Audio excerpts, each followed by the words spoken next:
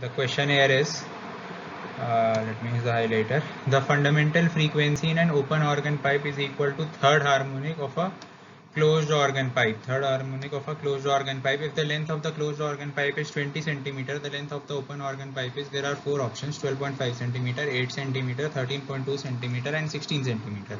So the solution. The fundamental frequency is given by the formula V upon 2L. This is the open organ pipe, while the third harmonic for closed one is given by 3V by 4RL dash. So we know, as per the given condition, V upon 2L equals 3V by 4L dash. So L comes out to be 2L dash V upon 3. Now we know that the length of the closed organ pipe is 20 centimeter. So 2 into 20 upon 3 would be L. So our L would be 13.2 centimeter. So our correct option is B, option B.